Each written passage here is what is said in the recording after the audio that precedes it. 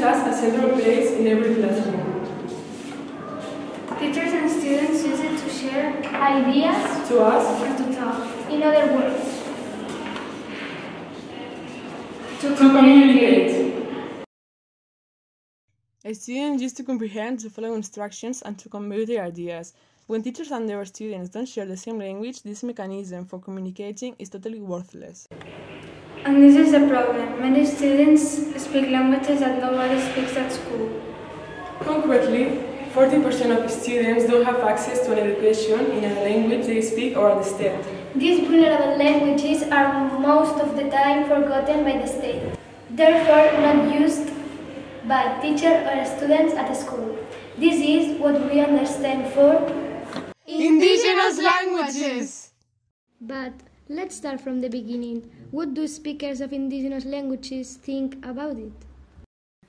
For many speakers of these endangered languages, teaching and learning their heritage language is especially valuable because they assure the language has a deep connection with people, culture, and their own identity.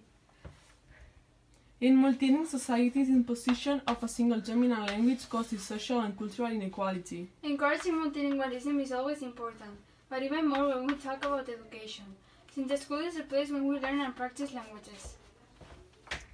And from which we can obtain the tools to make languages stronger and more powerful outside of it. But what happens if we avoid using languages with less prestige spoken in the country? Lack of social inclusiveness.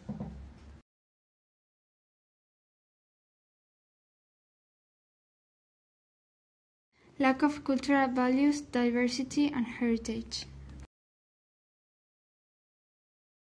Lack of fundamental human rights and freedom for indigenous people. What can we do to reinforce the use of indigenous languages at school? UNESCO has proposed 2019 to be the International Year of Indigenous Languages. According to UNESCO, approximately 600 languages have disappeared in the last century. We know by now that 2 languages disappeared every month. How can we fulfill our objective of preserving and reinforcing endangered languages? Taking Hinton and Hill 2001 as example, we will propose 5 main approaches to language revitalization. School-based programs and projects about the topic every term. Out-of-school programs for children, extracurricular activities, summer programs. Teachers' language programs to acquire methods to establish the language in the classroom. Documentation and materials development like worksheets and textbooks. Home-based programs to make families aware of the importance of speaking in these languages. As Nelson Mandela said, education is the most powerful weapon that you